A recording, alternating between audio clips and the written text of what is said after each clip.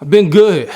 Been for us like usually like May kind of kicks off our season. So usually from like January to like April, it's just really us just kind of like planning out the year, what projects we're gonna do, and just trying to just get some rest. Cause usually once May start, we kind of go into November, December. So it's like project after project after project. So it's kind of just good just to chill a little bit. We usually do NBA All-Star every year or so, and then just kind of just chill a little bit until the projects kind of kick off. I have a nonprofit called Plan Color, but I also work with Project Backboard. In the last 5 years, we literally been traveling all around the country, painting outdoor basketball courts and trying to add value to the community.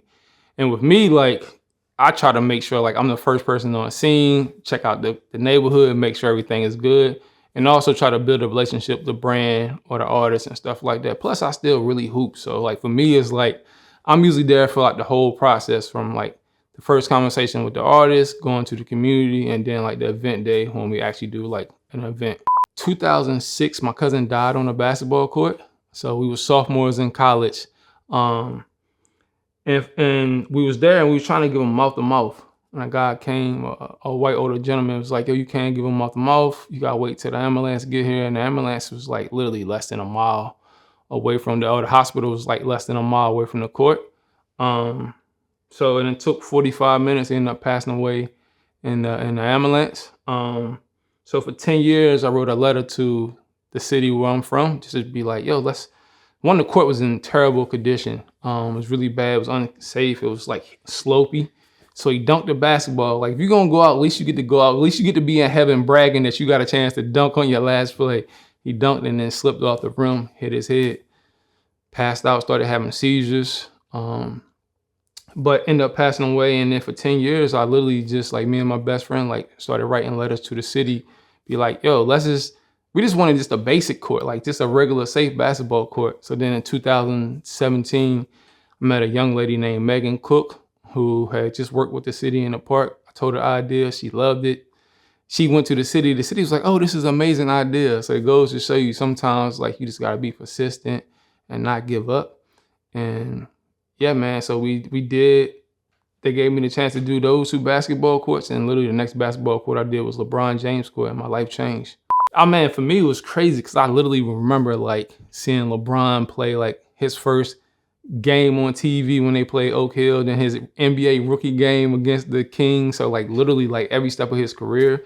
And then when they opened up the I Promise School to be able to be a part of that. And the way he did it to me was like super dope because he brought his whole starting five from high school to be able to play against the elementary school kids.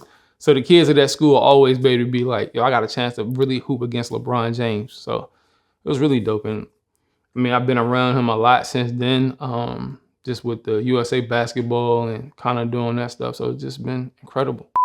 I mean, we grew up in the military, so we was kind of bouncing all over the place, but we lived in South Carolina. And like a lot of people don't understand like the history of South Carolina basketball. And we grew up in probably one of the better AAU programs. So right away from like time I was in like 4th, 5th grade, we was always one of the top teams in the country. But the thing about the coach that we had, he was just such a good person. He was like the type of coach that everybody would stay at his house. He would take us swimming, bowling. He would do so much more than just like the basketball stuff.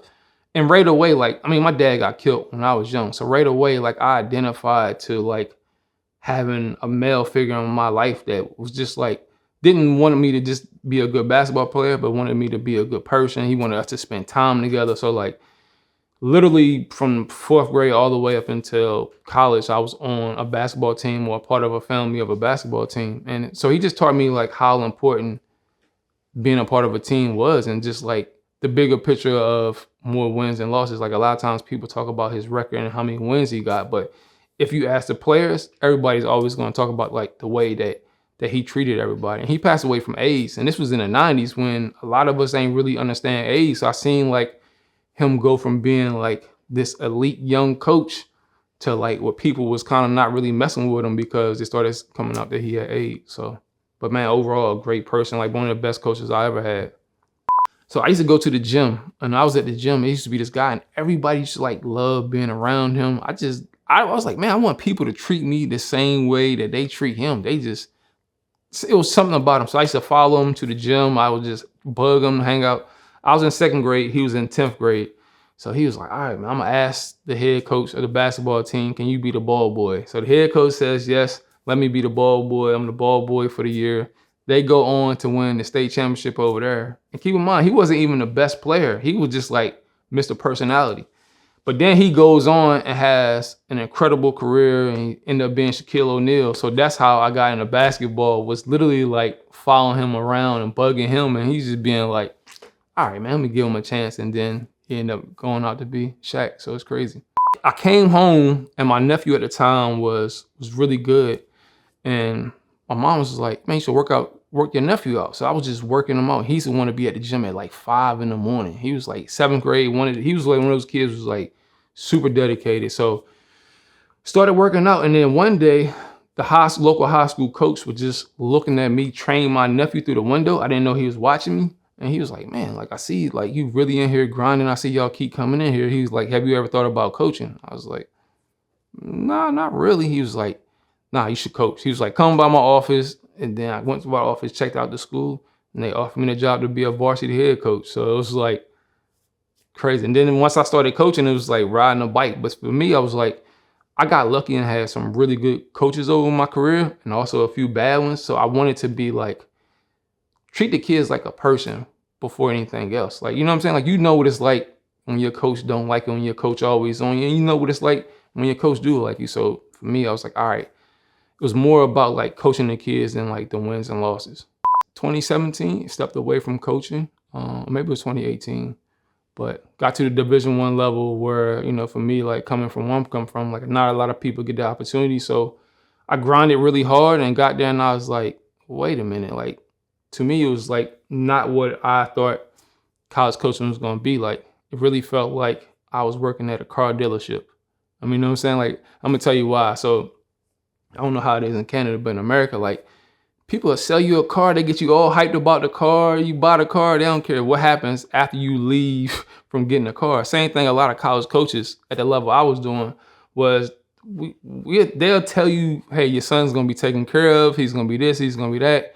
He get on campus, have a bad year, and then we already recruiting the next kid. So for me, it was like my heart too good.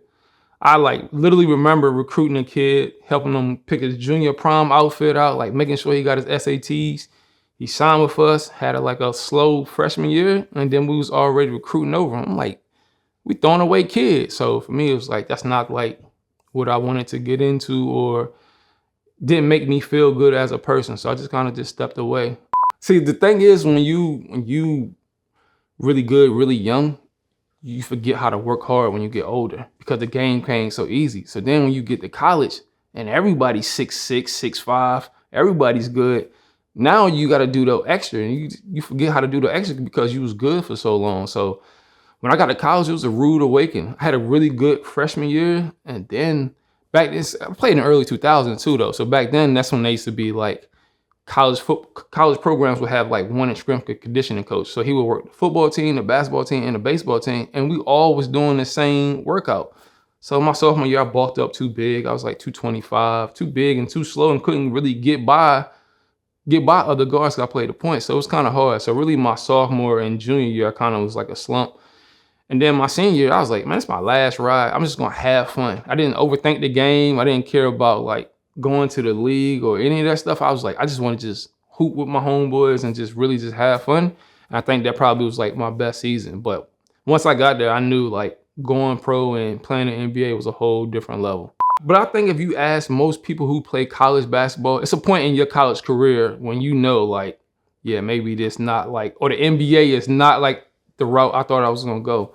I think you just got to learn how to be honest with yourself. Like just because, and again, like we said, just because you didn't make it to the NBA doesn't mean that you can't still be able to provide for your family. Like a lot of my friends, you know, went overseas for 1 or 2 years and came back and ended up being high school coaches and college coaches or just working in the school system.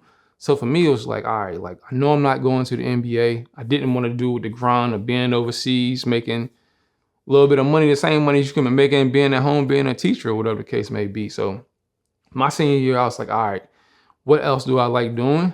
And then at the time, one of my good friends was working in Barcelona, Spain at Nike. So he was like, yo, just come to Barcelona. So I lived in Barcelona for like 8 months. got a chance to work with their basketball youth program, do some stuff with Nike, and just try to figure it out.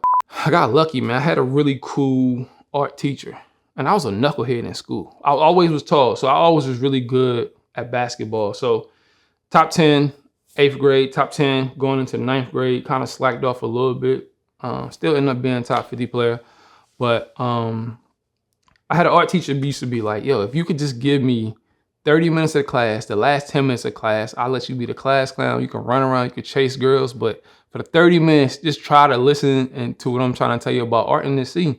And I enjoy going to a class, and I would be like, let me try this art stuff. And then I just kind of just picked it up. My dad was an artist.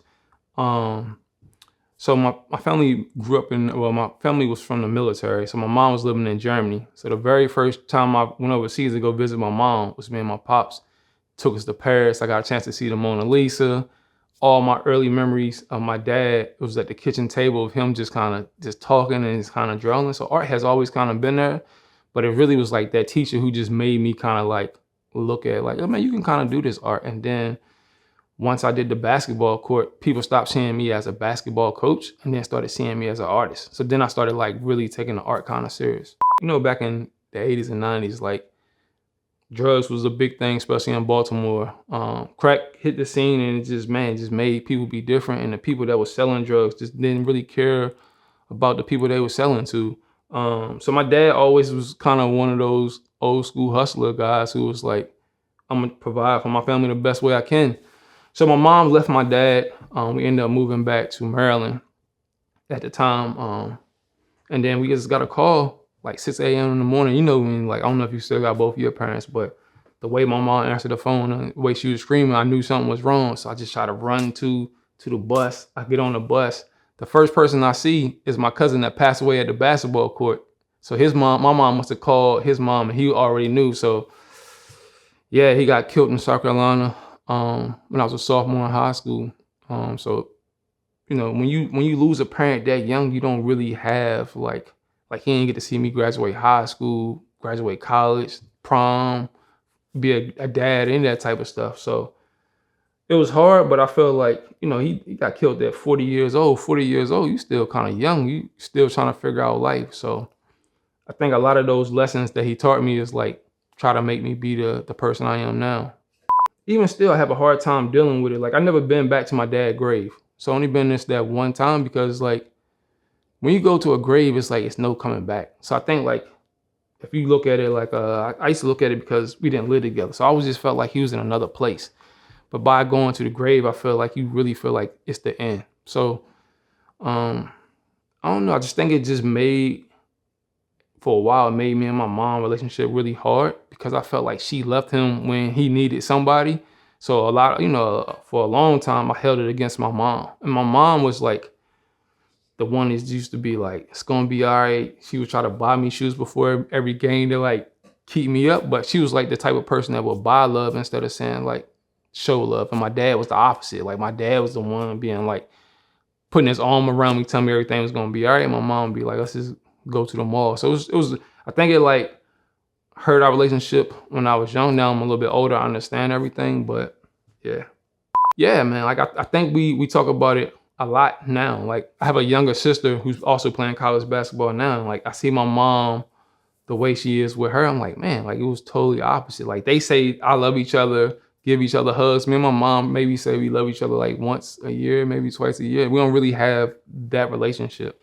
But if I have an event or a basketball game and that type of stuff, my mom is always there. She just not like, with me, not the like loving type or lovey-dovey type. So yeah. And it's hard because, you know, everybody wants a relationship with their mom or dad, but it's just, you know, the older you get, the more you understand that everybody's relationship is a little bit different. And then I think like for her, she was like, all right, I'm always going to make sure that you have, I might not tell you I love you, but if you need something, then, you know, I got you. So I want to make sure that I show up for my kids. You know what I'm saying? Like not just show up when it's game time or when they got a game or anything like that, but like school field trips, like all the little small stuff that like I used to wish both parents would be down. Like now I try to make sure that I do that. Like even today, like my daughter was in the hospital. I was like, all right, I'm going to see you. But then I knew I had to be coming here because I wanted to keep my word. So just like showing up in different ways and trying to be like what I wanted my dad to be. You know what I'm saying? Like, or like the way my dad was. My daughter probably telling me say I love you to her too much, but life is short. So I try to let her know as much as I can. Same thing with my son. My son is 6'4", he's a sophomore, one of the best football players in Texas right now. So I'm excited to see like what's the next chapter for him. I don't know, like the hardest part is the distance, especially now, because early on in his life, I was still living in Texas. So I would see him a lot more. I haven't seen him in the last 4 years because she got remarried. They have their own situation. And she just felt like she wanted to, let them do their own thing. So it's weird because when it's your son and something that you put into him early on, now you get to see like all the hard work pay off and you can't really be a part of it, but only on social. So then it's like, it's kind of tough. But at the end of the day, like I always tell them, I'm here for them. I try to give them as much advice. I try to a couple of my friends play pro football. So I try to make sure that they're giving him the resources and the stuff that he needs. And just say, look, I was a college coach. I played college. So when these coaches is offering you and they telling you everything, like really listen to your heart and your gut, because you know a good person when you see one. So don't get caught up in the school name because it's a lot of big schools, but really go somewhere that's going to treat you right. Make sure you get your education and you get an opportunity to play. This year is going to be really good, man. This year is a 10th year anniversary with Project Backboard. So a lot of like cool collaborations, getting a chance to go back and revisit some courses that we did and working with some artists that we worked with in the past. Got a couple collaborations that I'm super excited about.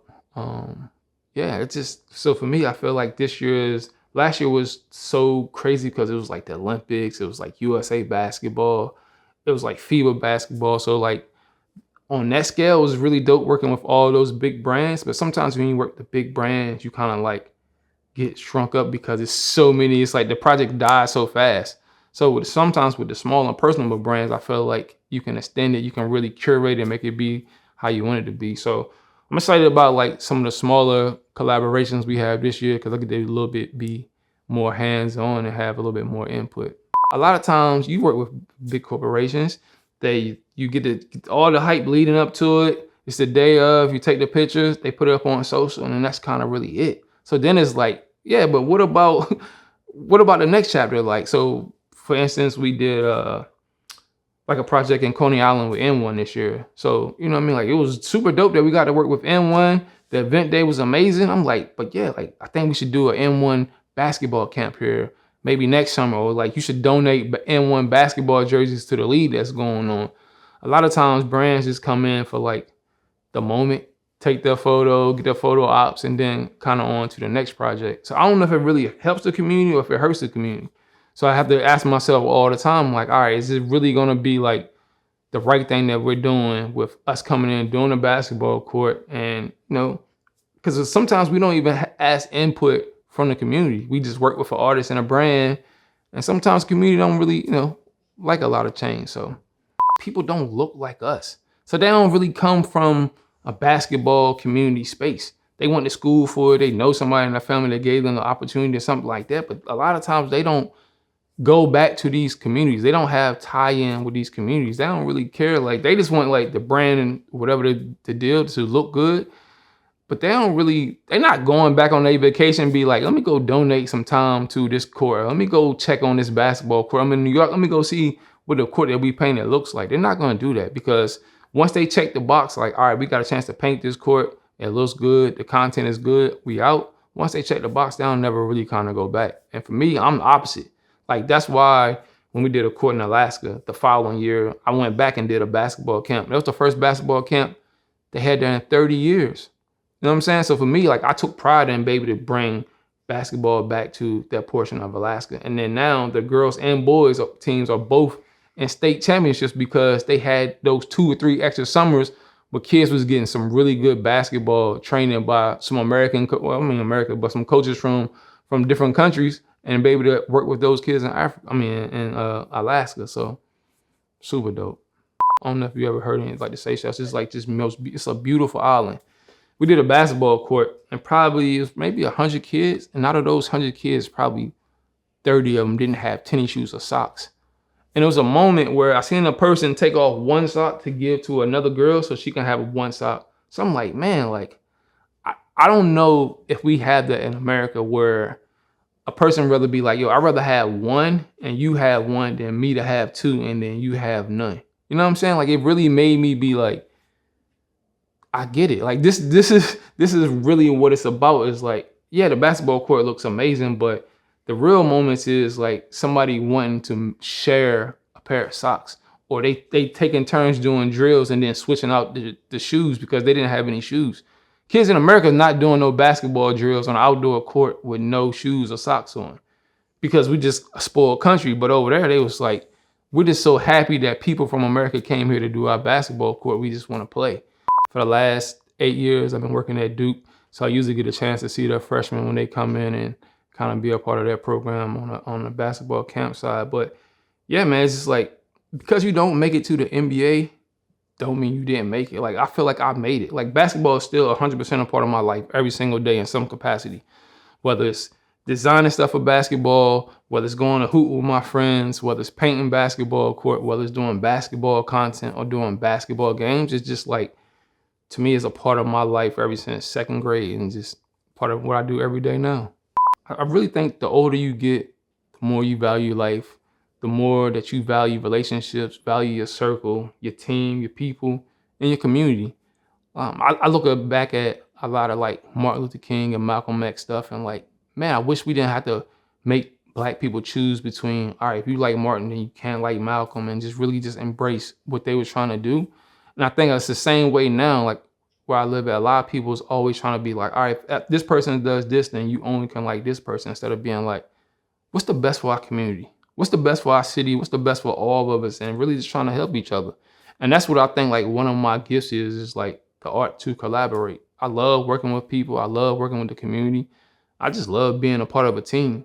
And my college coach told me, I remember my sophomore year, he's like, son, no matter what you do for the rest of your life, you're going to be a part of a team.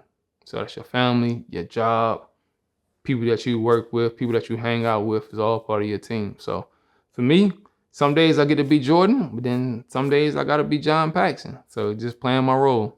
To be honest, I really feel like the most comfortable when I'm on an airplane. There's something about being on a plane where there's no traffic, there's no stopping and going. It's just relaxing. So usually it's like, for me, I do a lot of like drawing and sketching and like just reflecting. I don't know if you ever been on a plane, you get a window seat and you just get to look in the clouds. You'd be like, man, this is like the closest I ever get to the people that are not here with me no more, and just kind of like a peace. So for me, like, I enjoy traveling. A lot of times I take on a project just because I know I get to travel with those projects. Like last year it was Seychelles, Africa. It was Geneva. It was Portugal, Lisbon, Portugal, and then of course the U.S. everywhere in there. So I'm usually on a plane. I usually travel probably like 40 to 50 flights a year. So I just try to get there and just try to, you know what I mean? Like, that's like my safe, relaxing place. And I don't know, in America, planes been going down kind of crazy lately, but it's just something about therapeutic being on a plane and just my relaxing space.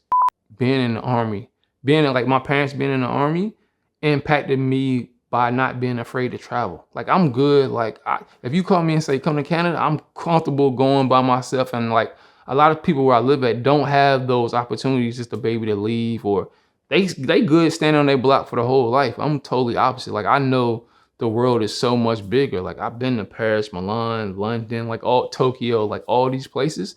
A lot of people where I live at haven't even left or been to the West Coast, for example, or even left like off their block. So I think I got lucky right away, or really blessed that my mom was in the military and my dad took me over there to go be with her. Besides Forrest Gump, I don't know, too many people had a better life than me. Like, I feel like I'm born on Christmas. I get to work at my favorite school. I got to be around LeBron James, Kobe. Like, I got to go to Nike headquarters. Like, I literally did pretty much everything I wanted to do in life. You know what I'm saying? So like, I wake up and be like, I can't believe that this is my life and people pay me to be a part of these projects. So I feel like I got lucky, man.